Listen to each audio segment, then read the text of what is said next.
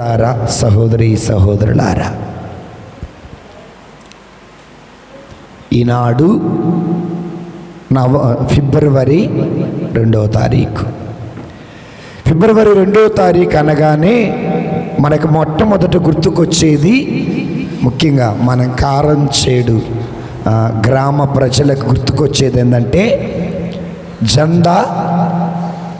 జెండా ప్రతిష్ట లేదా జెండాని ఎగరవేయటం.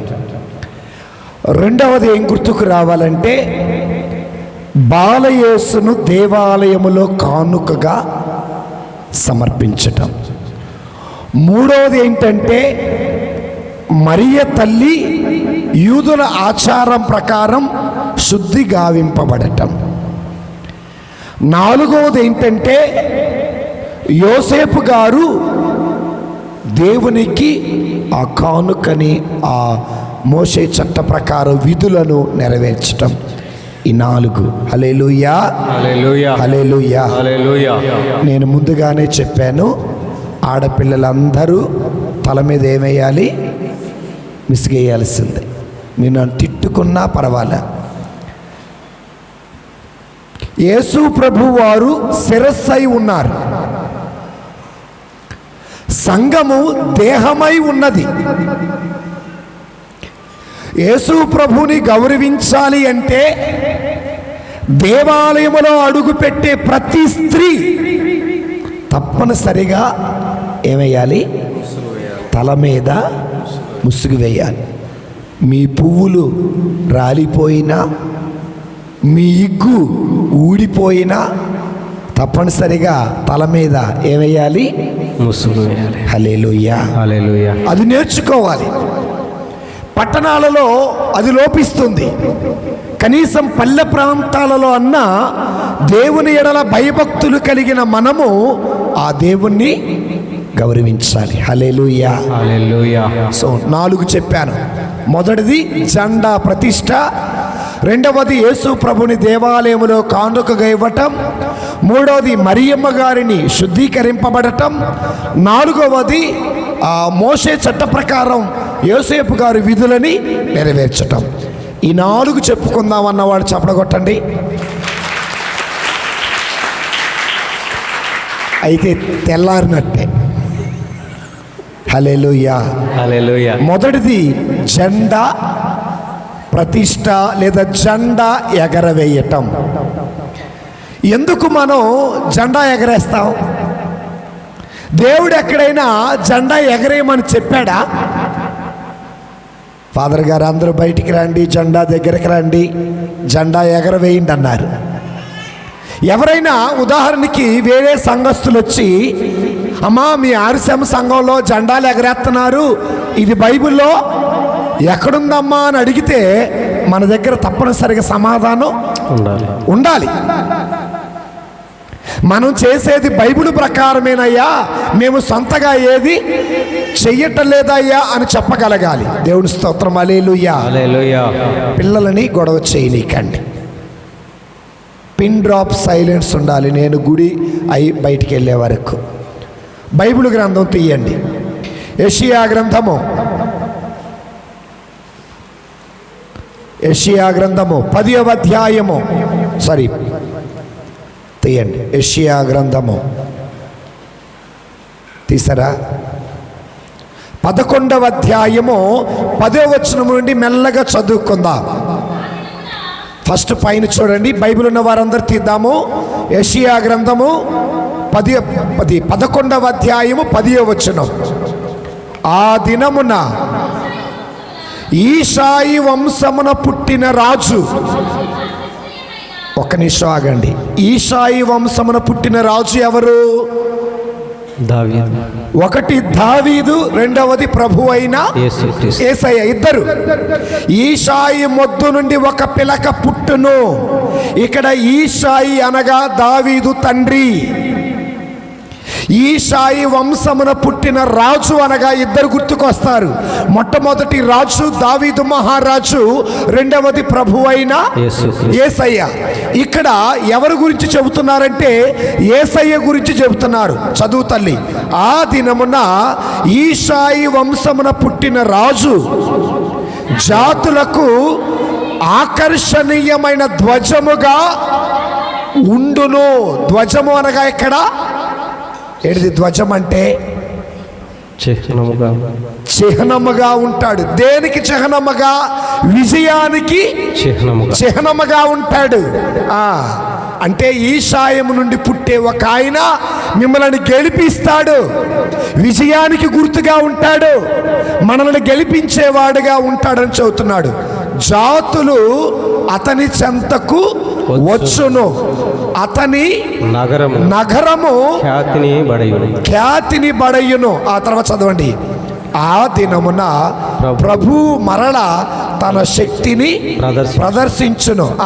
అతడు సిరియా, ఐగుప్తు, పత్రోసు, కూషు, ఏలాము. 12వ వచనం చదవండి. 12వ వచనం. అతడు జాతులకు ధ్వజమునెత్తి చూపును, భ్రష్టులైన ఇశ్రాయేలు ప్రజలను, చెదరిపోయిన యూదా ప్రజలను నేల 4 చెరుగుల నుండి ప్రోగు చేయును. హల్లెలూయా, హల్లెలూయా, హల్లెలూయా, హల్లెలూయా. అతడు అనగా ఈషాయి వంశమున పుట్టిన రాజట జెండాను ఎగరేస్తాడట. జెండాను ఎగరవేసి దేవుని ప్రజలు 4 పక్కల చెదరైపోయారు. నేను మీకు విజయమును సంపాదించి పెట్టాను, ఇక మీరు బానిసలుగా ఉండాల్సిన అవసరము లేదు, కాబట్టి మీరందరూ నా చెంతకు రండి అని జనాన్ని పోగు చేయటం కోసం ఆనాడు ఆయన జెండాని ఎగరేశారు. హల్లెలూయా, హల్లెలూయా, హల్లెలూయా, హల్లెలూయా. చల్లా చెదరైన ఇశ్రాయేలు ప్రజలను, చల్లా చెదరైన యూదా జాతిని మరల ఒక చెంతకు చేర్చటం కోసం ఈషాయి వంశము నుండి పుట్టిన రాజు ఒక జెండాను ఎగరవేసి నా దగ్గరికి రమ్మని పిలిచారు. Praise the lord. ఈనాడు మన విచారణ గురువులు కూడా జెండాను ఎగరవేశారు. ఎందుకు ఎగరవేశారంటే మన ప్రజలందరూ చెదరైపోయారు. పట్టణాలలో, పల్లె ప్రాంతాలలో ఉన్నవారు ఉన్నారు. మీరందరూ ఎక్కడికి రావాలా? దేవుని దగ్గరికి రావాలా. కొంతమంది పాపము చేసి కూడా దేవునికి దూరమయ్యారు. స్వార్థముతో, గర్వముతో, అసూయతో దేవునికి దూరమైన వారు ఉన్నారు. కొంతమంది పార్టీ గొడవల వల్ల దేవునికి దూరమైన వారు ఉన్నారు. కొంతమంది ముఠాల గొడవల వల్ల దేవునికి దూరమైన వారు ఉన్నారు. కొంతమంది సాములోరు మీద పగ వల్ల దేవునికి దూరమైన వారు ఉన్నారు. కాబట్టి ఇలా దేవునికి దూరమైన ప్రజలారా, జెండా ఎత్తి భగవంతుడిని పిలుస్తున్నాడు. మీరు ప్రభు చెంతకు మరలా తిరిగి రండి. హల్లెలూయా, హల్లెలూయా. జెండాను ఎందుకు ఎగరేశారు? అందరినీ రమ్మంటానికి. అందరూ వచ్చి ఏం చేయాలంటే ఐక్యముగా పండగ చెయ్యాల. ఎలా పండగ చేయాలి? ఐక్యముగా అంటే ముఠా గొడవలు తీసి పక్కన పెట్టాలా, డబ్బులు గొడవలు తీసి పక్కన పెట్టాలా, కుటుంబాల పేరు మీద ఉన్న గొడవలు పక్కన పెట్టాలా, వీధుల్లో తగులు పక్కన పెట్టాలా, పార్టీ గొడవలు పక్కన పెట్టాలా. అందరూ కలిసి ఐక్యమత్యంగా పండగ చేయాలి. అందుకే దేవుడు అంటున్నాడు, చల్లా చెదరైన నా బిడ్డలారా, మీకోసము నేను జెండా ఎగరవేశాను. నేల నలుమూల నుండి మీరు నా చెంతకు రండి, నేను మీకోసం విజయమును సంపాదించి పెట్టా. హల్లెలూయా, హల్లెలూయా. అందుకే ఒక పాఠం తెలుసా? విజయశీలుడా నా ప్రాణ ప్రియుడా, కృతజ్ఞతతో నిన్ను స్తుతించెదను. విజయశీలుడా నా ప్రాణ ప్రియుడా, కృతజ్ఞతతో నిన్ను స్తుతించెదను.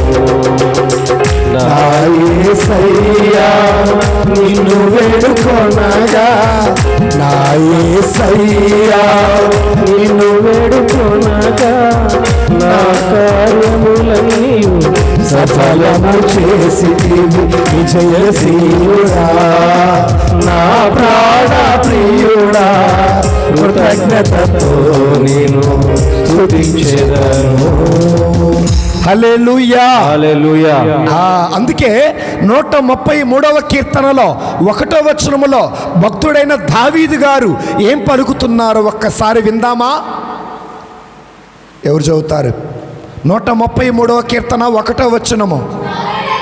సోదరులెల్లరూ కూడి ఐక్యమత్యముతో జీవించుట చాలా మంచిదట. హల్లెలూయా. హల్లెలూయా. సోదరులెల్లరూ, దేవుడు రమ్మన్నాడు, సోదరులారా మీరందరూ దేవుని చెంతకు మరలా తిరిగి రండి. సోదరులందరూ కలిసి ఐక్యమత్యముగా పండగ చేసుకోవటం మనకెంతో మంచిది. హల్లెలూయా. హల్లెలూయా. దేవుని బిడ్డలారా, ఐక్యముగా ఉన్నప్పుడు శత్రువు మనల్ని ఏమీ చెయ్యలేడు. ఐక్యముగా ఉంటే బలం ఎక్కువ. ఐక్యముగా ఉంటే దేనినైనా సాధించగలుగుతాం. ఐక్యముగా ఉంటే దేనినైనా చేయగలుగుతాం. ఐక్యమత్యము లేకపోతే ఓడిపోతాం. అందుకే ప్రభు అంటున్నారు, నేను మిమ్మల్ని గెలిపించా, మీరందరూ ఒకటిగా. ఎట్లాగా? ఒకటి. ఎలాగా? ఎలాగా చెప్పండి? ఒకటంటే ఏంటో చెబుతా వినండి.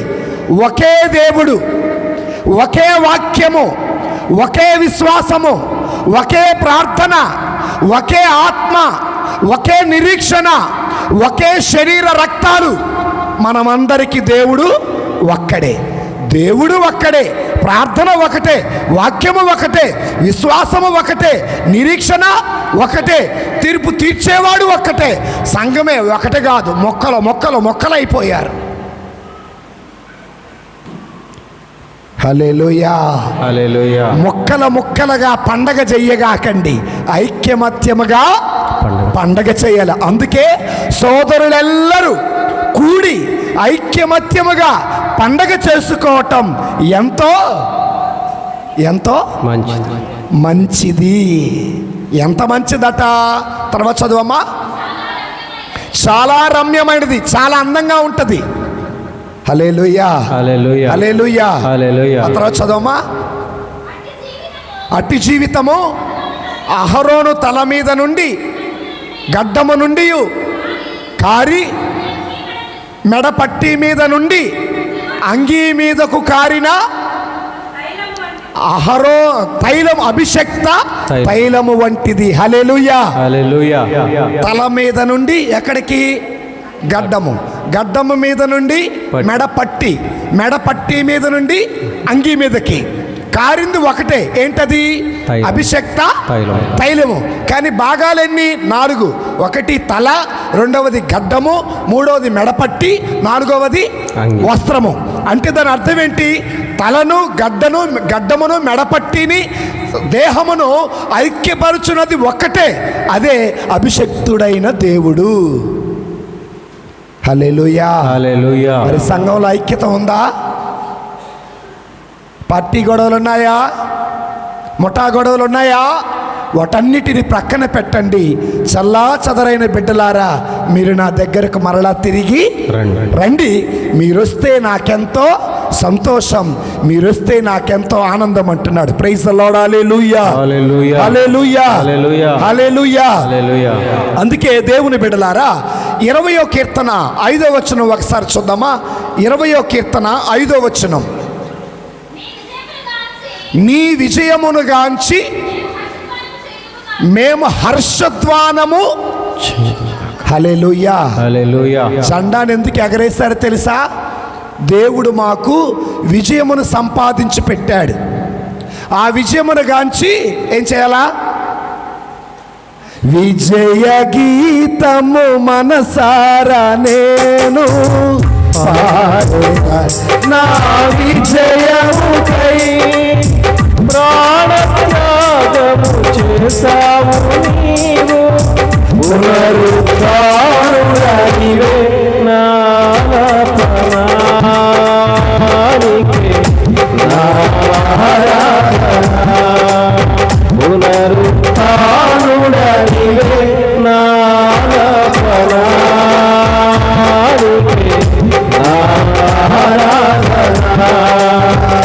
విజయ గీతము మనసారా నేను పాడెదా. నా విజయముకై ప్రాణత్యాగము చేశావు నీవు, పునరుద్ధానుడ నీవే నా ఆలాపనానికే ఆరాధన. భక్తుడైన దావీదు గారు అంటున్నారు 20వ కీర్తనలో, విజయమునకు గాను స్వరమెత్తి గళవెత్తి విజయధ్వానము చేద్దాము రండి అంటున్నారు. అంటే దాని అర్థం ఏంటంటే 2025 సంవత్సరము ఫిబ్రవరి 2వ తారీఖు నుండి 2026 సంవత్సరము ఫిబ్రవరి 2వ తారీఖు వరకు ప్రభువు మనలను కంటికి రెప్పలా కాపాడాడు. గరుడ పక్షి తన పిల్లలను మోసుకొనినట్లుగా దేవుడు మనలను కూడా మోసుకొని వచ్చారు. ఆయన మనకి విజయమును ప్రసాదించి పెట్టాడు. కాబట్టి జెండాను ఎగిరివేసి విజయ గీతం పాడుదాము రండి అని భక్తుడైన దావీదు గారు పలుకుతున్నారు. అందుకే మోషే గారు కూడా ఈ విధంగా అంటారు. నిర్గమాకాండములో 17వ అధ్యాయంలో 15వ వచనం చూద్దాం. నిర్గమాకాండం 17వ అధ్యాయము 15వ వచనం. అంతట మోషే పూజాపీఠమును నిర్మించి దానికి యావే నా ధ్వజము, ఒక నిమిషం ఆగమ్మ, యావే నా ధ్వజము. మోషే అహరోను కొండ మీద ప్రార్థన చేస్తున్నారు. యెహోషువ ఇజ్రాయేలు ప్రజలు అమాలేకీలపై కొండ కింద యుద్ధము చేస్తున్నారు. మోషే ప్రార్థన చేసినంతసేపు ఇజ్రాయేలీలదే పై చెయ్యి. ఎవరిది పై చెయ్యి? నీ సంఘములో, నీ కుటుంబములో ఆత్మీయంగా పై చెయ్యిలా ఉండాలంటే నువ్వెప్పుడు ప్రార్థన చేయాలి. మీరు చరిత్రను చూడండి, ప్రార్థన చేసిన వారు ఎప్పుడూ కూడా పై చెయ్యిలాగే ఉన్నారు. యాకోబు దేవునితో పెనుగులాడాడు. దేవుడు పెనుగులాట అంటే ప్రార్థించాడు, గెలిచాడు. అన్నకంటే తమ్ముడే పై చేయిలాగా ఉన్నాడు. దావీదు పశ్చాత్తాప హృదయంతో ప్రార్థన చేశారు. 8 మంది అన్నల కంటే దావీదే పై చేయిలాగా ఉన్నాడు. మనం కూడా పై చెయ్యిలా ఉండాలంటే ప్రార్థన చేయాలి. యెహోషువ ప్రార్థన చేయగా అహరోను కంటే పై చెయ్యిలా ఉన్నాడు. దేవుని స్తోత్రం. హల్లెలూయా, హల్లెలూయా, హల్లెలూయా, హల్లెలూయా. పేతురు ప్రార్థన చేశాడు, ఆయన కూడా పై చెయ్యిలానే ఉన్నాడు. పౌలు శిలాసులు ప్రార్థన చేశారు, పై చెయ్యిలాగే ఉన్నారు. అదేవిధంగా సమాజంలో యుద్ధము గెలవాలంటే, కోర్టు కేసులను గెలవాలంటే, సమాజంలో అన్ని గెలవాలంటే మోషే ఏ విధంగా అయితే కొండ మీద ప్రార్థన చేశాడో మనము కూడా ఆ విధంగా ప్రార్థన చెయ్యాలి. ప్రార్థన చేసినంతసేపు ఇజ్రాయేలుది పై చెయ్యి అలిసిపోయి ఆపేస్తే ఓడిపోతున్నారు. అందుకే అహరోను చేతులు, అహరోను ఊరు ఇద్దరు 2 చేతులు పైకి పట్టుకొని యుద్ధము గెలిచే వరకు ప్రార్థన చేశారు. ఎవరు గెలిచారు యుద్ధంలో? ఇజ్రాయేలు ప్రజలు గెలిచారా? అమాలేకీలు గెలిచారా? ఎవరు గెలిపించారు? యావే దేవుడు గెలిపించాడు. కానీ ప్రార్థన చేసింది ఎవరు? మోషే. ప్రార్థన వల్ల యెహోషువ గెలిచాడు. ప్రార్థన వల్ల ఇజ్రాయేలు ప్రజలు గెలిచారు. దేవుని బిడ్డలారా, ఆ తర్వాత గెలిచిన తర్వాత మోషే ఒక పీఠము నిర్మించి ఆయన అంటాడు, యెహోవా నా ధ్వజము, యెహోవా నా విజయము, యెహోవా వలన నేను విజయాన్ని గెలిచాను అని చెప్పి జెండాను ఎగరవేశారు. రోజున మరి మనం అందరూ ఇక్కడ బ్రతికున్నామంటే, సురక్షితంగా ఉన్నామంటే కారణం మన గొప్పతనమా దేవుడి గొప్పతనమా? దేవుని గొప్పతనం. రాజులు మనకెవ్వరు లేరు, సూరులు మనకెవ్వరు లేరు, రాజులు మనకెవ్వరు లేరు, సూరులు మనకెవ్వరు లేరు, సైన్యములకు అధిపతి అయినా యెహోవా మనంద. యుద్ధము యెహోవాయే, యుద్ధము యెహోవాయే. యుద్ధము యెహోవాదే, యుద్ధము యెహోవాదే. భర్త మీద గెలవాలన్నా, భార్య మీద గెలవాలన్నా, అత్త మీద గెలవాలన్నా, భర్త మీద గెలవాలన్నా, తోడు కోడల మీద గెలవాలన్నా, ఉద్యోగంలో గెలవాలన్నా, వ్యాపారంలో గెలవాలన్నా, వ్యవసాయంలో గెలవాలన్నా, సేవలో గెలవాలన్నా, మానవుని తెలివితేటలు దేవునికి పనికిరావో. ఏం చేయాలా? మోకాళ్ళేసి ప్రార్థించాలి. ఏం చేయాలి? ప్రార్థన చేయాలి. ఏం చేయాలి? ప్రార్థన చేయాలి. మోకాళ్ళేసి ప్రార్థన చేయాలి. ప్రార్థన చేయాలా. హల్లెలూయా. హల్లెలూయా. నా జీవితంలో జరిగిన ఓ చిన్న సంఘటన చెప్తాను. చాలా జరిగాయి ప్రార్థన వల్ల. ఓ చిన్న సంఘటన చెప్తా. మా విచారణలో పండగ చేసుకుంటారు. ఏ పండగ? గుడి పండగ. మీకు లాగే ఉదయం పూజ బాగానే ఉంటుంది, మధ్యాహ్నం భోజనాలు బాగానే ఉంటాయి, సాయంత్రమే అసలు ప్రాబ్లం. ఏంటిది?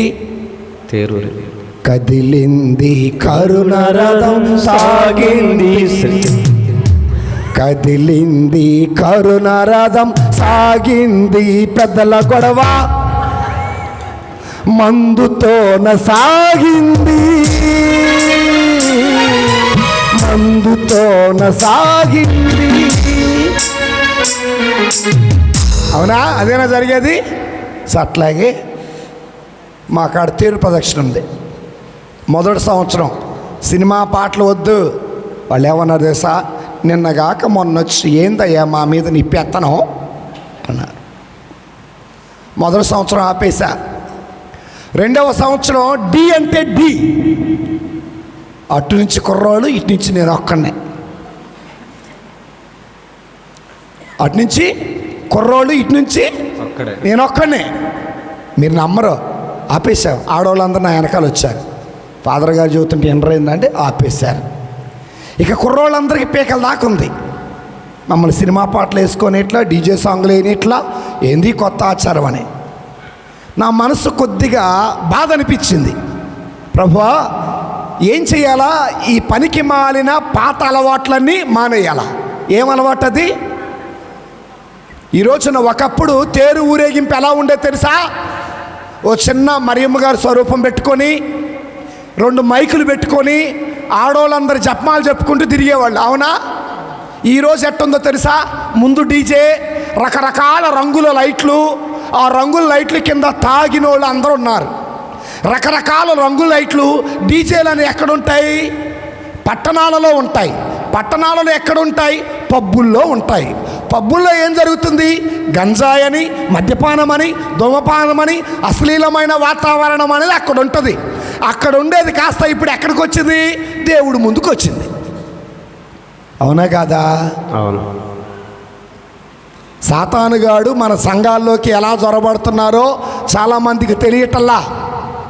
ఇక ముందు పెద్ద పెద్ద బాక్సులు పెట్టి, లైట్లు కట్టి, అబ్బా ఈ సంవత్సరం డీజే బాగుందిరా అనగానే వెనకాల మరియమ్మ గారి స్వరూపం వదిలిపెడతారు, జపమాల వదిలిపెడతారు, అన్నీ వదిలిపెట్టి ఆడెవడో బాగేస్తున్నాడు చూద్దాం రా అని ఆడికి పోయారు. లేరా అలాంటి వాళ్ళు మన మధ్యలో? ఉన్నారా లేరా? ఇది తప్పా కాదా? తప్పా కాదా? గట్టి చెప్పండి. తప్పే. ఖండించాలా? సరే అని నేను ఖండిస్తే నా పేకల దాకుంది. ఏం చేయాలి అర్థం కాల. ఇట్లా కాదు అని చెప్పి నేనేం చేశా? జనవరి 25వ తారీఖు పండగ అయితే జనవరి 1వ తారీఖు నుండి నా గదిలో మోకాళ్ళ ప్రార్థన స్టార్ట్ చేశా. ఏ ప్రార్థన? ముందే చెబుతా, బాబు పండగ మీరు ఎలాగైనా చేసుకోండి, సినిమా పాటలు వద్దు, సినిమా డాన్సులు వద్దు, అమ్మాయిలతో డాన్సులు వద్దు, ఏ డాన్సులు వద్దు, కొదమసింహం వద్దు, బొబ్బిలి పూలు వద్దు, నీ పిల్లి వద్దు, ఏ వద్దయ్యా అని చెప్పి చెబుతా అనమాట. సరే అని చెప్పి వెళ్ళిపోతా, ప్రార్థన చేసుకుంటా. ఏం చేస్తా? మోకాళ్ళు వేసి ప్రార్థన చేసుకుంటా. 2 సంవత్సరాలు సినిమా పాటలేమీ లేవు. ఈ సంవత్సరం నేను సైలెంట్గా ఉన్నానని ఏం చేశారు? 26వ తారీఖు పెట్టుకున్న సంగతి నాకైతే తెలియదు. వీళ్ళు అలా పెట్టుకొని స్టార్ట్ చేశారు. అని వచ్చారు. ఎవరు వాళ్ళు? మొత్తం పోయింది. మనము వాదనతో దిగ్గకూడదట. దేని దిగ్గకూడదట?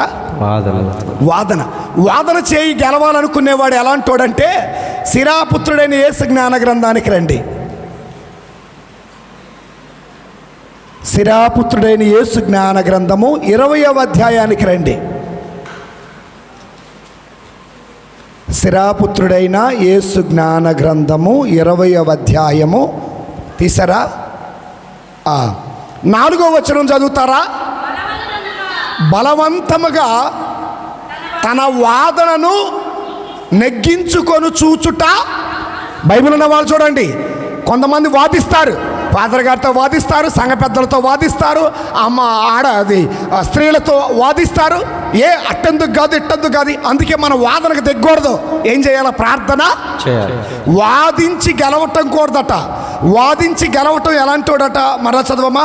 బలవంతముగా తన వాదనను నెగ్గించుకొని చూచుట నపుంసకుడు యువతిని చెరపగోరినట్లే అగును. నపుంసకుడు యువతిని చెరపగోరుతాడా? వేస్ట్. నువ్వు ఎంత వాదించినా వేస్టే. నపుంసకుడు అంటే ఎవరు?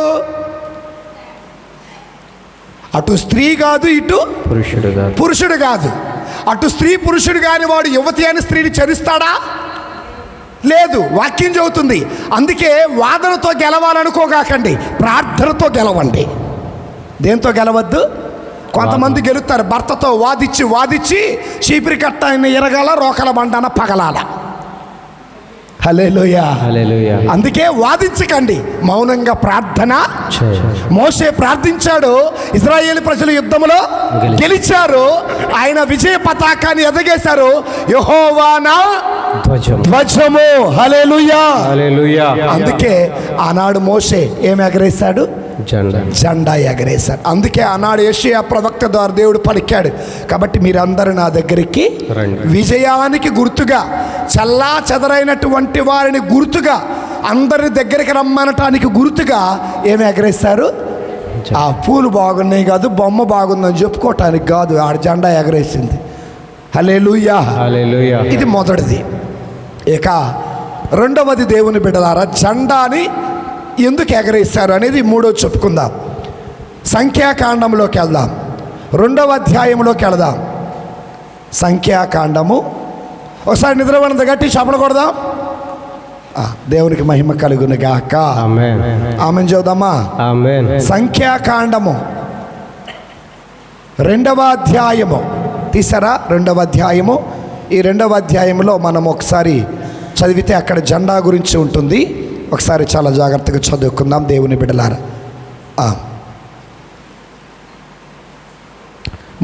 2వ అధ్యాయము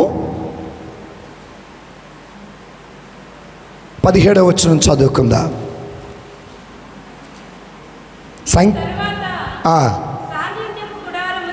సాన్నిధ్యపు గుడారముతో లేవీయులు కలపవలెను.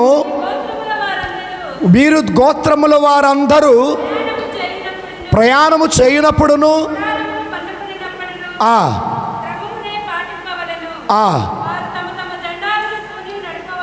వారు తమ తమ, గట్టి చెప్పమ్మా, తమ తమ జెండాలను. దేవుని స్తోత్రం. హల్లెలూయా. ఇదంతా చదివిస్తే లేట్ అవుద్ది. ఫస్ట్ మధ్యలో గుడారం ఉంటుంది. ఏముంటుంది? గుడారంలో ఏముంటుంది? దివ్య మందస్సం ఉంటుంది. మందసములో ఎవరున్నారు? భగవంతుడు ఉన్నారు. ఈ గుడారము చుట్టూరా లేవీయులు తమ తమ జెండాలను పట్టుకొని ఉండాల. మొదటి రౌండ్లోనే సెంటర్లోనేమో గుడారము చుట్టూరా లేవీయులు ఉండాల. ఈ లేవీయుల చుట్టూరా 12 గోత్రాల ప్రజలు వారి వారి జెండాలను పట్టుకొని ఆ గుడారాన్ని కాచుకొని ఉండాల. హల్లెలూయా. దేన్ని కాచుకొని ఉండాలా? గుడారమును కాచుకొని ఉండాలా. ఏమి ఎగరేయాలా?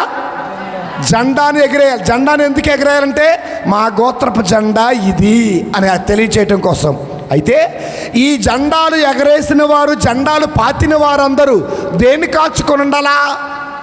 గుడారమును కాచుకొని ఉండాలా. గుడారమును కాచుకొని ఉండటం అంటే ఏంటంటే దేవుణ్ణి కాచుకొని ఉండటం.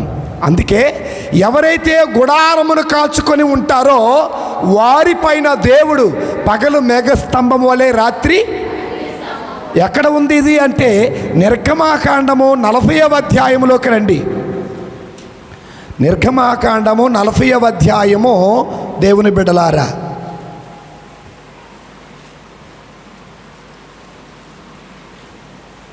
చివరి 3 వచనాలు చదువుకుందా.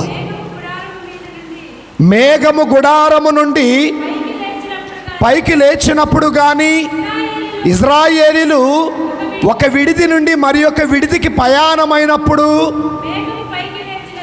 ఆ ఆ ఆ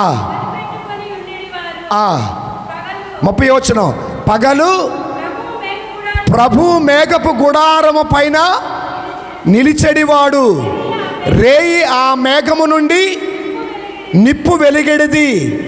ఇజ్రాయేలీలు దివి నుండి విడిదికి ప్రయాణమైనప్పుడు ఆ మేఘము నిప్పును, దేవుని స్తోత్రం, హల్లెలూయా హల్లెలూయా. గుడారం మీద ఒక మేఘం ఉండేది. పగల ఆ మేఘం ఎలా ఉండేది? మేఘము వలె ఉండేది. రాత్రి ఎలా ఉండేది? అగ్ని వలె ఉండేది. మనము మేఘము అనుకుంటాము, కానీ దేవుడు మేఘము వలె ఆ గుడారాన్ని కప్పి ఉన్నాడు. గుడారాన్ని కప్పలా, గుడారము చుట్టూరు ఉన్న లేవీలను, గుడారము చుట్టూరు ఉన్న 12 గోత్రాల ఇజ్రాయేలు ప్రజలకి పగలు మేఘస్తంభం అయ్యాడు, రాత్రి అగ్నిస్తంభం అయ్యాడు. అందుకే జెండా ఎగరేసి గుడారాన్ని కాచుకొని ఉండండి. అయితే దేవుని బిడ్డలారా, ఒక ప్రాంతము నుండి ఇంకొక ప్రాంతానికి వెళ్ళినప్పుడు ఈ గుడారముపై ఉన్నటువంటి మేఘము వాళ్లకు తోడుగా వెళ్ళేది, వాళ్ళతో పాటు వెళ్ళేది. ఆ మేఘము ప్రకారం వీళ్ళు నడిచేవాళ్ళు. ఇప్పుడు నేను ఎందుకు చెబుతున్నానంటే, ఈ పండగ అయిపోగానే కొంతమంది చీరాల, బాపట్ల, చిలకలూరుపేట, హైదరాబాదు, గుంటూరు ఇలా పలు ప్రాంతాలకు మీరు వెళతారు. పనులకి వెళ్తారో, ఉద్యోగాలకు వెళ్తారో, చదువులకు వెళ్తారో, వ్యాపారాలకు వెళ్తారో, అదంతా మీకు తెలుసు.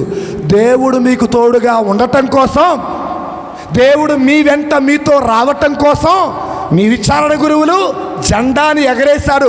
అమ్మ, ఆనాడు లేవీలు 12 గోత్రాల ప్రజలు ఏ విధంగా అయితే ఆయన మేఘము కింద ఉండారో, మీరు కూడా కలకాలం అనునిత్యం ఆయన మేఘము కింద, ఆయన సహవాసములో, ఆయన సాన్నిధ్యములో, ఆయన వెలుగులో, ఆయన నీడలో, ఆయన ఆత్మలో, ఆయన పరిశుద్ధతలో, ఆయన నీతిలో, ఆయన నిజాయితీలో, ఆయన మంచితనములో మీరు బ్రతకండి అని తెలియచేయటం కోసం ఏమి ఎగరేశారు? అది అసలు విషయం. హల్లెలూయా హల్లెలూయా. అర్థమైన వాళ్ళు చప్పట్లు కొట్టండి. 3 మాటల్లో ముగిస్తా. జెండా ఎందుకు ఎగరేశారంటే, చల్లా చెదరైన వాళ్ళందరినీ మరలా దేవుడి దగ్గరకు రమ్మంటం కోసం జెండా ఎగరేశారు. రెండవది, పోయిన సంవత్సరం అంతా దేవుడు మనకి విజయమును ప్రసాదించాడు కాబట్టి జెండాను ఎగరేసి విజయ గీతాలు పాడమని చెప్పారు. మూడవది, పండగ అయిపోయిన తర్వాత ఒక విడిది నుండి ఇంకొక విడిదికి వెళ్ళాలంటే దేవుడి సన్ని తోడుగా ఉండటం కోసం, దేవుడు తోడు ఉండటం కోసం, ఆ దేవునిలో మీరు బ్రతకటం కోసం ఏమి ఎగరేశారు? జెండాను. హల్లెలూయా హల్లెలూయా హల్లెలూయా హల్లెలూయా. గీతం గీతం జయ జయ గీతం, యేసురాజు లేచెను, హల్లెలూయా. యేసురాజు లేచెను, హల్లెలూయా. జయమ పఠించుదము. గీతం గీతం జయ జయ గీతం, చేతకి పాడెదము. యేసురాజు లేచెను,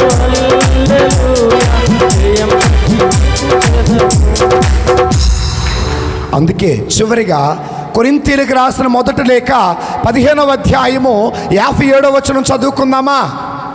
మనకి విజయమును ప్రసాదించువారు, మనకు తోడుగా ఉండువారు, మనల్ని రమ్మని పిలిచేవారు వీరే. చదవండి. కానీ మన ప్రభువుకు యేసుక్రీస్తు ద్వారా మనకు విజయము ప్రసాదించిన దేవునికి కృతజ్ఞతలు. ఉందా? ఎవరి ద్వారా మనకి విజయము? యేసు ప్రభు ద్వారా దేవుడు మనకి విజయమును సంపాదించి పెట్టాడు. హల్లెలూయా హల్లెలూయా. కాబట్టి మరి ఈ పండక్కి నవదిన ప్రార్థనలు ఉన్నాయి కాబట్టి అందరికి ఫోన్ చేసి, చల్లా చెదరైన వాళ్ళందరికీ ఫోన్ చేసి పండగకి రమ్మని పిలవాలి. పండగ ఎలా చేసుకోవాలా? ఐక్యమత్యంగా రాజకీయ గొడవలు పెట్టుకోకూడదా? పెట్టుకోకూడదు, ఐక్యంగా చేసుకోవాలి. హల్లెలూయా. హల్లెలూయా. ఇక రెండవది మరియమాత. సరే, రెండవ దానికి వెళ్ళబోయే ముందు బైబిల్ లేకుండా చెప్పాలి, సరేనా? సంతోషదేవ రహస్యాలు 4వ గుర్తు ఏంటిది? బాలయేసుని. ఓకే, బాగా చెప్పారు. మిమ్మల్ని నలుగురిని భగవంతుడు దీవించునుగాక. ఆమేన్. 8:30 గంటలకు వచ్చే సీరియల్ ఏంటిది? అందరు నవ్వారు చూడండి, అది అడుగుతుంటే నవ్వలేదు. ఏ సీరియల్ వచ్చిందమ్మా? కార్తీక దీపం నవవసంతం మళ్ళా వచ్చిందా? మొగల రేకులు 3వసారి వస్తుందా? వచ్చిందా? మళ్ళీ నీకెప్పుడు పెళ్ళి వస్తుందా? కొంతమంది అసలు చలనం కూడా లేదు, చూసేది మీరే. Praise the lord. Praise the lord. చూడండి, సీరియల్ చదువుతుంటే బాగా నవ్వుతున్నారు, వాక్యం చదువుతుంటే ఒక్కళ్ళు నవ్వట్లా, ఎందుకంటే అవి అంటే ఇష్టం కదా. హల్లెలూయా. హల్లెలూయా. ఒకసారి నిద్రపోయినందరూ గట్టి చప్పలు కొట్టండి. కొడతారు. Praise the lord. Praise the lord. Praise the lord. Praise the lord. Praise the lord. Praise the lord. మనము ప్రతి సోమవారము, అదేవిధంగా ప్రతి శుక్రవారము ధ్యానించుకునే ఒక పరమ రహస్యమే బాలయేసును దేవాలయములో కానుకగా సమర్పించటం. అయితే నాకు ప్రశ్న, చాలా జాగ్రత్తగా వినండి. నాదో ప్రశ్న ఏంటంటే, ఆ ప్రశ్న, నరుడు దేవునికి సమర్పించుకోవటం వేరు, దేవుడే తనను తాను దేవునికి సమర్పించుకోవటం వేరు కదా. హల్లెలూయా. హల్లెలూయా. ఇప్పుడు అబ్రహాము తన కొడుకు ఈసాకును దేవునికి అర్పించారంటే నరుడు కాబట్టి, అన్న తన కొడుకు అయినటువంటి సమూవేలును దేవునికి అర్పించారంటే నరుడు కాబట్టి, మరి యేసు ప్రభు వారు ఎవరు? దేవుని కుమారుడు. మరి ఎట్లా అర్పించారు?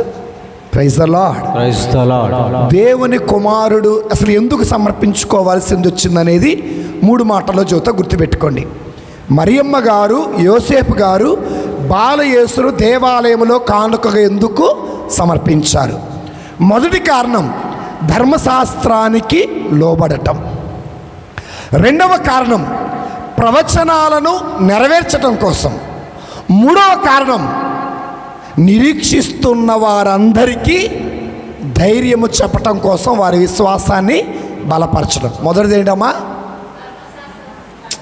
మీరు చాలా యాక్టివ్గా లేరు. నేను చాలా సంఘాలు తిరిగా కానీ అందుకే బైబిల్ తీసుకొచ్చారు. చాలా డల్గా ఉన్నారు. ఉపవాసం ఉన్నారా? జెండా గరెత్తున్నారని. హల్లెలూయా. హల్లెలూయా. హల్లెలూయా. హల్లెలూయా. చేతులున్న వాళ్ళు చప్పడ కొట్టండి. ఆపొద్దు. Right, very good. దేవుడు మేము దీవించునుగాక. ఆమేన్. ఆమేన్ చెప్పండి. దేవుడు మేము దీవించునుగాక. ఆమేన్. దేవుడు మీ హస్తాలను దీవించునుగాక. ఆమేన్. ఇప్పుడు చేతులు లేనోడు గట్టిగా కొడదాం. పెన్షన్ బాగానే తీసుకున్నారా? నిన్న ఇయ్యాలా కొడుతున్నారు. చేతులు లేకుండా ఎక్కడ తీసుకున్నారమ్మా? కుర్చీలో కూర్చున్నాడు అందరూ. హల్లెలూయా. హల్లెలూయా. పెన్షన్కి అయితే రుద్దుతారు. ఏడు సప్పట్లు కొట్టమంటే చేతులు లేవంట. ఒకవేళ ఇయ్యలేదనుకో ఎన్ని బూతులు తిడతారో. హల్లెలూయా. హల్లెలూయా. ఇప్పుడు కొట్టండి. చేతులు లేని వాళ్ళ సప్పట్లు కొట్టండి. నాకు తెలిసి నువ్వు పెన్షన్కి వచ్చాడు ఇవాళకు. చేతులు ఉన్నవాడు కొట్టండి. చేతులెత్తి పాడుదాం, యేసుని స్తుతించుదాం, సర్వశక్తి శబ్దముతో కీర్తనలే పాడుదాం. చేతులెత్తి పాడుదాం, యేసుని స్తుతించుదాం, సర్వశక్తి శబ్దముతో కీర్తనలే పాడుదాం. హల్లెలూయా. హల్లెలూయా. హల్లెలూయా. చప్పట్లు కొట్టి పాడుదాం, యేసుని స్తుతించుదాం, సత్తుగా కొట్టి పాడుదాం, యేసుని స్తుతించుదాం. అమ్మా, మీ అందరికీ నవ్వు వచ్చా? నవ్వటం రాదా? ఎందుకు మీరు ఏ పేస్ట్ ఆడుతున్నారు? ఇప్పుడు నవ్వారు అందరూ. హల్లెలూయా. హల్లెలూయా. చప్పట్లు కొట్టి పాడుదాం, నవ్వుతూ నవ్వుతూ పాడుదాం, సర్వశక్తి శబ్దముతో కీర్తనలే పాడుదాం, సర్వశక్తి శబ్దముతో కీర్తనలే పాడుదాం. హల్లెలూయా. హల్లెలూయా. యేసు ప్రభు వారిని మరియమ్మ గారు యోసేపు గారు దేవాలయంలో కానుకగా ఎందుకు సమర్పించారంటే, ఒకటి ధర్మశాస్త్రానికి లోబడటం కోసం, రెండవది ప్రవచనాలు నెరవేర్చడం కోసం, మూడవది నిరీక్షించే వారి విశ్వాసాన్ని బలపరచడం కోసం. మొదటిది చూద్దామా? తీయండి. లూకా శుభవార్త 2వ అధ్యాయము. బైబిల్ గ్రంథం ఉన్న వాళ్ళందరూ తీయాలి. దయచేసి బైబిల్ తెరిచిపెట్టగాకండి, ఆ బైబిల్ తీర్చిపెట్టండి. ఓకేనా? 22వ వచనం, 2వ అధ్యాయం 20వ వచనం. మోషే చట్ట ప్రకారము శుద్ధి గావించబడవలసిన దినములు వచ్చినవి, ప్రతి తొలిచూలు మగబిడ్డ దేవునికి అర్పింపబడవలయును అని ప్రభు ధర్మశాస్త్రములో రాయబడి ఉన్నట్లు మరియమ్మ యోసేపులు బాలును తీసుకొని యెరూషలేము దేవాలయానికి, మోషే ధర్మశాస్త్రం చెబుతుంది. ఇది ఎక్కడ ఉందంటే నిర్గమాకాండములో 13వ అధ్యాయములో 1-2 వచనాలు చూడండి. నిర్గమాకాండం 13వ అధ్యాయం 1-2 వచనాలు. ప్రభు మోషేతో, వాళ్ళకు ఒక మైక్ అయ్యా, జపమాలు చెప్పారుగా, మైక్ పట్టుకో అక్క, నేను దాని నుంచి ముసుగు ఎప్పుడు ఎత్తవా అని చూస్తున్నా. ఏయ్య అక్క, వెరీ గుడ్ అక్క, చదువక్క. ప్రభు మోషేతో ఇశ్రాయేలులో పుట్టిన తొలి బిడ్డలు నెల నాకు అంకితము చేయుము. మానవ సంతతి అయిన గాని మృగ సంతానమైన గాని మొదట పుట్టినది నాదే అగును అని. మొదటి పుట్టినది నాదే అగును. చూడండి, బైబిల్ ఉన్న వాళ్ళు అండర్లైన్ చేసుకోండి. దేవుడు మోషేతో చెప్తాడు, మోషే, ఇశ్రాయేలు ప్రజలలో పుట్టిన మొదటి బిడ్డలు నావారు, పశువులకు పుట్టిన మొదటి బిడ్డలు నావారు, అలాగే ఏమంటారు, వృక్షములకు వచ్చిన ఫలాలు నాయి. హల్లెలూయా, హల్లెలూయా, హల్లెలూయా, హల్లెలూయా. మరియమ్మ గారు యోసేపు గారు చివరికి బాలయేసు కూడా మోషే ధర్మశాస్త్రానికి లోబడి ఆ ప్రథమ ఫలాన్ని ఎవరికిచ్చారు? దేవునికి. ఎవరికిచ్చారు? దేవునికి ఇచ్చారు. మనం దేవుని బిడ్డలవే కానీ మనం ప్రథమ ఫలాలు దేవుడికి ఇవ్వము. హల్లెలూయా, హల్లెలూయా. అబ్రహాము తన ప్రథమ ఫలమైన ఈసాకును దేవుడికి ఇచ్చాడు. అన్న ఎల్కాన వారి ప్రథమ ఫలమైన సమూవేలును దేవుడికి ఇచ్చారు. లేవి గోత్రీయురాలు అయినటువంటి ఆ మోషే తల్లి తన కొడుకుని దేవుడికి ఇచ్చింది. జకరియా ఎలిజబెత్ అమ్మ వాళ్ళ ప్రథమ కొడుకును దేవుడికి ఇచ్చారు. మీ ప్రథమ బిడ్డను దేవుడికి ఇచ్చారా? మీ ఫాదర్ గారి పేరేం పేరు? గట్టి చెప్పండి. ఎనపట్ల నాకు ఆయన పేరు అన్న తెలుసా? ఒకసారి ప్రార్థనకి వెళ్తే మీ ఫాదర్ గారి పేరు ఏంటంటే ఆర్సేం ఫాదర్ గారు అన్నారు. ఆయనకు ఒక పేరు ఉంటుంది. ఏం పేరు మీ ఫాదర్ గారి పేరు? నాకు వినపడదు, గట్టి చెప్పండి. సందీప్ ఫాదర్ గారు. సందీప్ ఫాదర్ గారు మిమ్మల్ని అడుగుంటాడు, అమ్మా మీ పెద్ద కొడుకుని దేవుని సేవకి ఇవ్వంటే ఏమన్నారు? ఒక్కడే కొడుకయ్యా, నా తలకు నిప్పెట్టేవాడు ఎవడు లేడయ్యా అన్నవాళ్ళు ఉన్నారా లేరు? మన మధ్యలో ఉన్నారా లేరా? ఉన్నారు. ప్రథమ ఫలం నీది కాదు, ప్రథమ ఫలము దేవునిది. మరియ తల్లి తన ప్రథమ ఫలాన్ని దేవునికి ఇచ్చింది. నీ ప్రథమ ఫలం. అవునులే, మీరు అంటారు నా వంశం లేకపోతే కరెక్టే, కొడుకుని దాచిపెట్టుకున్నారు. కోడలు రాగానే మన ప్లేట్లో ఒక ముద్ద వేసేవాడు కూడా ఉండడం. హల్లెలూయా, హల్లెలూయా. అందుకే నీ ప్రథమ ఫలము ఎవరికి ఇవ్వాలి? దేవునికి ఇవ్వాలి. కనుక ప్రథమ పుట్టిన కుమారుడు దేవునికి. అందుకే మరియమాత బాలయేసుని దేవుని సమర్పించిందంటే మోషే ధర్మశాస్త్రం ప్రకారం దేవుడు చెప్పినట్టుగా ప్రతి ప్రథమ ఫలం ఎవరిది? దేవునిది. రైట్. ఉదయాన్నే లెగవగానే ప్రథమ సమయం దేవుడిది. నీ పంటలో ప్రథమ ఫలం దేవుడిది. నీ ఉద్యోగంలో ప్రథమ జీతం దేవుడిది. దేవుడికి ఇస్తున్నారా ప్రథమ ఫలాలు? ఎందుకు ప్రథమ ఫలాలు దేవుడికి ఇవ్వాలంటే ఇజ్రాయేలు ప్రజలు ఐగుప్తు దేశము నుండి రక్షించబడటం కోసం దేవుడు ఐగుప్తు దేశములో ఉన్న ప్రథమ మగబిడ్డలందరినీ బలిగొన్నారు. ఐగుప్తు దేశములో ఉన్న ప్రథమ మగబిడ్డలు చనిపోవటం వల్ల ఇజ్రాయేలు ప్రజలకి రక్షణ అనేది వచ్చింది. అదేవిధంగా నీ ప్రథమ ఫలం దేవునికి ఇస్తే రక్షణ సువార్త నిమిత్తమై ఉపయోగిస్తారు. నీ ప్రథమ కొడుకును దేవునికి ఇస్తే, నీ ప్రథమ కూతురుని దేవునికి ఇస్తే వారు కూడా దేవుని పరిచర్యలో పాలిభాగస్తులగుతారు. అందుకే కొడుకుల్ని కూతురును దాచిపెట్టుకోగాక. ఈ మధ్యలో ఫ్యామిలీ ప్లానింగ్ వచ్చింది. ఏమొచ్చింది? Family planning. ఒకే కొడుకు ఒక్కతే కూతురు. బైబిల్లో ఫ్యామిలీ ప్లానింగ్ ఎక్కడైనా ఉందా? లేదు. ఉందా? మీరు ఫ్యామిలీ ప్లానింగ్కి వెళ్ళారు అంటే దేవుని చిత్తాన్ని వ్యతిరేకించినట్టే. దేవుడేమన్నాడు? ఆదాము ప్రపంచమంతటా వ్యాప్తి చెందండి అన్నారు. కాబట్టి ఫాదర్ గారు ఒక్కడిని బతికేయటమే కష్టమైతే ఇంకిద్దరు ముగ్గురిని, ఉద్యోగాలు వచ్చాయి, చదువులు వచ్చాయి, వ్యాపారాలు వచ్చిన తర్వాత కూడా బిడ్డలను బ్రతికేయటం ఎలా అనుకుంటున్నారా? నారు పోసిన దేవుడు నీరు పోయాక మానడు. అందుకే నీ ప్రథమ ఫలం దేవుడికి. ఇప్పుడైనా నీ కొడుకు ఒక చోట వెళ్ళా, ఆ ఇంట్లో ఇద్దరు కొడుకులు ఉన్నారు. పెద్దోడు ఎప్పుడు గుళ్ళో యాక్టివ్గా ఉంటాడు. నేను అడిగాను, అమ్మ నీ కొడుకుని ఫాదర్ చదువు పంపిస్తా. ఫాదర్ చదువు ఎందుకండి, పెళ్ళి పెటాకులు లేకుండా అన్నారు వాళ్ళు. నేనన్నాను, అది త్యాగపూరితమైన జీవితం, నిస్వార్థమైన జీవితం. Praise the lord.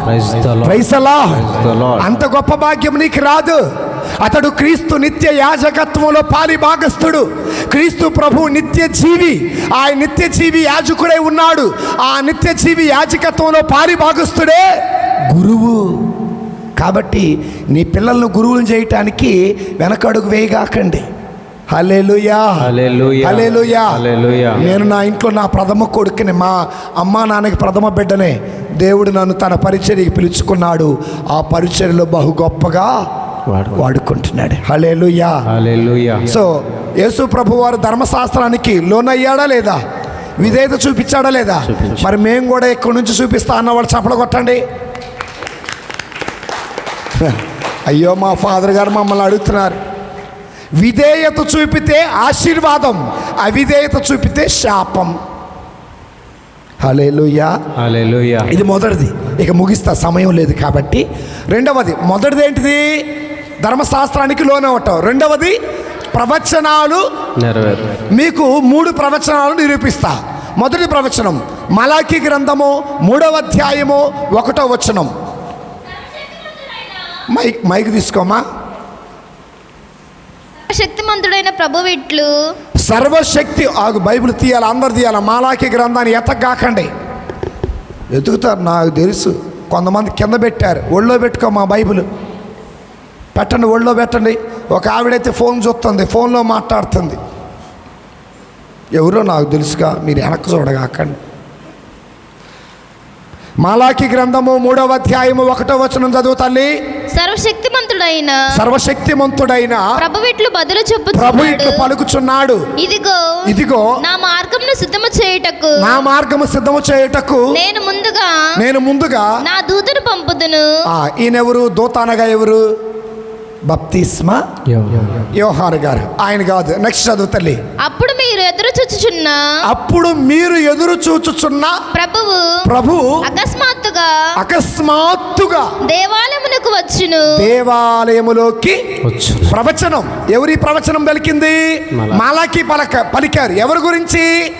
దేవుడు హఠాత్తుగా దేవాలయములోకి వస్తాడు. ప్రవచనం వచ్చి ఏం చేస్తాడు? 3వ వచనం చదువు తల్లి. 3వ వచనం. అతడు వెండిని పుటము చేసి అతడు వెండిని పుటము వేసి శుద్ధి చేయు వాని వలె వచ్చి తీర్పు తీర్చును. అమ్మా, వచ్చి తీర్పు తీర్చును. లోహకారుడు వెండి బంగారమును పుటము వేసినట్లే ప్రభుదూత యాజకులను శుద్ధి చేయును. అందువలన వారు అతనికి యోగ్యమైన బలిని అర్పింతురు. యోగ్యమైన బలిని అర్పిస్తాడు. 2 ప్రవచనాలు. మొదటి ప్రవచనం, హఠాత్తుగా వస్తాడు, వచ్చిన అయినటువంటి ఆయన మనందరినీ, యాజకులను విశ్వాసులను శుద్ధి చేస్తాడు. ఇది ప్రవచనం. మరి ఈ ప్రవచనం నెరవేరాలంటే దేవుడు గుళ్ళోకి రావాలి. వచ్చాడా లేదా? తేడి లూకా శుభవార్త 2వ అధ్యాయము,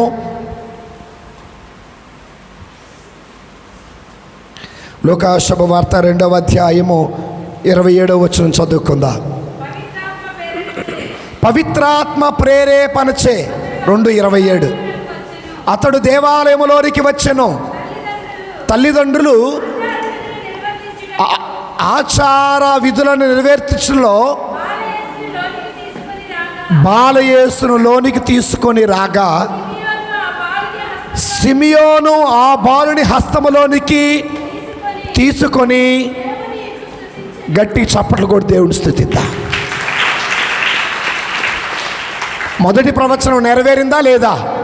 మాలాకి ఏమన్నారు? హఠాత్తుగా దేవుడు దేవాలయములోకి వస్తాడు. ఎప్పుడు వచ్చాడు?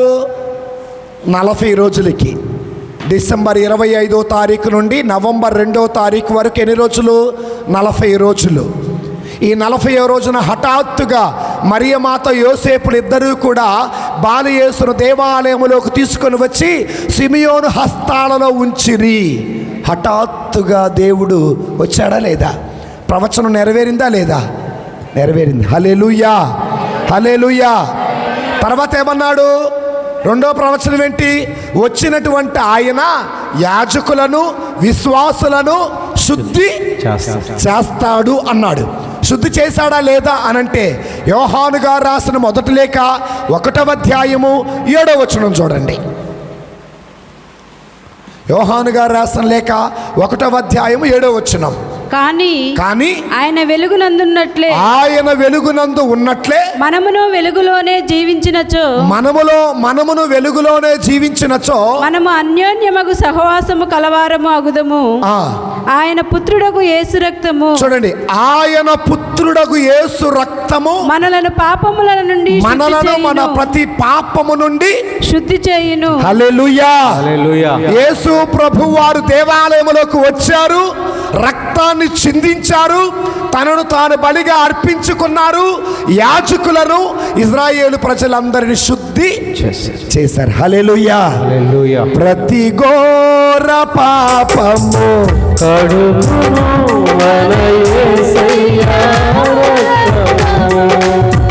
ప్రతి ఘోర పాపము కడుగును మన యేసయ్యా రక్తము మన శిక్షను తొలగించెను,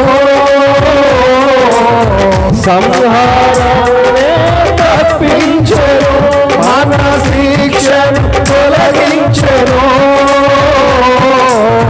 సంహారమే తప్పించెను. యేసు రక్తము రక్తము రక్తము, యేసు రక్తము రక్తము రక్తము. ఆనాడు యెరూషలేము దేవాలయములో అడుగుపెట్టిన దేవుడు బాప్తిస్మము ద్వారా, జ్ఞానస్నానము ద్వారా మన గుండెల్లో అడుగుపెట్టునుగాక. ఆమేన్. చెప్పండి అమ్మా, ఆమేనని గట్టి చెప్పండి అమ్మా. ఆమేన్. మన హృదయములో అడుగుపెట్టునుగాక. ఆమేన్. మన హృదయము దేవునికి ఆలయమగునుగాక. ఆమేన్. ఆనాడు ఇజ్రాయేలు ప్రజలను తన రక్తముతో కడిగిన దేవుడు దివ్య బలి పూజలో పాల్గొన్న మనందరి పాపములను శుద్ధి చేయునుగాక, ఆమేన్. కడిగి వేయునుగాక, ఆమేన్. పరిశుద్ధపరచుబడునుగాక, ఆమేన్. మంచు కంటే తెల్లనైన మనసును వసగునుగాక, ఆమేన్. రాతి హృదయమును తొలగించి మాంసపు హృదయమును భగవంతుడు మనకు దయచేయునుగాక. ఆమేన్. హల్లెలూయా, హల్లెలూయా. అందుకే యేసయ్య మీద అన్నాడు ఆయన, తూర్పు పడమర ఉత్తరం దక్షిణములో ఉన్న ప్రజలందరూ యేసయ్యను గౌరవిస్తారట. మాలాకి గ్రంథము 1వ అధ్యాయము 11వ వచనం. మాలాకి 1:11. ఇంకొక తూర్పు వచనం నుండి పడమట వరకును వివిధ జాతుల ప్రజలు నన్ను గౌరవిస్తారు. వారు ఎల్లరూ కూడా నాకు సాంబ్రాణి పొగవేసి నిర్మలమైన బలిని అర్పింతురు. నిర్మల హృదయముతో బలిని అర్పింతురు. హల్లెలూయా. దేవుడు అంటాడు, నేను శుద్ధి చేస్తాను, అందరూ నా దగ్గరకు వస్తారు, సాంబ్రాణి పొగతో నాకు బలిని. ఇప్పుడు సాంబ్రాణి పొగ వేయాల్సిన అవసరం లేదు, స్తుతి యాగ బలిని అర్పించండి. అంటే స్తుతులతో పీఠం కట్టాలా, ఆ పీఠం మీద ప్రభు తనను తాను బలిగా అర్పించుకోవాలా, మన పాపాలకు పరిహారము జరగాల. హల్లెలూయా, హల్లెలూయా, హల్లెలూయా. హల్లెలూయా. కాబట్టి దేవుని బిడ్డలారా, ప్రవచనాలు నెరవేర్చడం కోసం యేసయ్యను దేవాలయములో కానుకగా మరియమాత యోసేపులు సమర్పించారు. ఇక చివరిగా మూడవది, నిరీక్షించే వారి హృదయములో సంతోషమును వెలుగు నింపటం కోసం ఇద్దరు నిరీక్షిస్తున్నారు, చాలామంది నిరీక్షిస్తున్నారు. బైబిల్ ఏం చెబుతుందో చూద్దాం. మొదటి వ్యక్తి లూకా శుభవార్త 2వ అధ్యాయము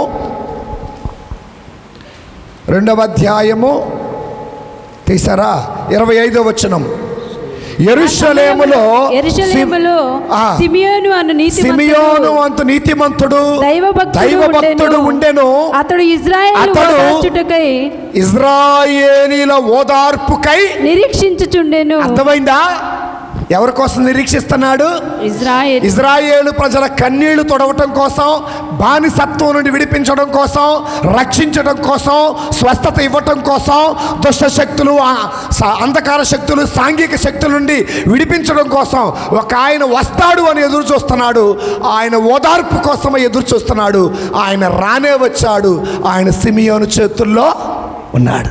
ఈ రోజున నువ్వు దేని గురించి బాధపడకూడదు, దేని గురించి కన్నీరు కార్చకూడదు. ఎందుకంటే నిన్ను ఓదార్చే దేవుడు దివ్య ప్రసాద రూపంలో మనతో ఉన్నాడు. నిన్ను ఓదార్చే దేవుడు వాక్య రూపంలో ఉన్నాడు. నిన్ను ఓదార్చే దేవుడు పరిశుద్ధాత్మ రూపంలో ఉన్నాడు. ఓదార్చేవాడు మనతోనే ఉన్నాడు, మనలోనే ఉన్నాడు, మన యందు ఉన్నాడు, మన కోసం ఉన్నాడు. అందుకే బాధపడకూడదు ఏ విషయంలో కూడా. హల్లెలూయా, హల్లెలూయా. రెండో వ్యక్తిని చెప్పి ఇక ముగిద్దాం. 2వ అధ్యాయం 38వ వచనం. 2:38.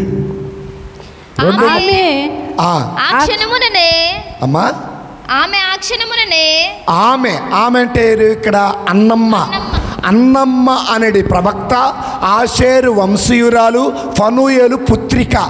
ఆమెకు తెలిసింది ఏంటి, దేవుడు యెరూషలేము దేవాలయములో అడుగు పెట్టాడని. ఆ విషయం తెలిసిన వెంటనే ఆమె ఏమందో చూడండి.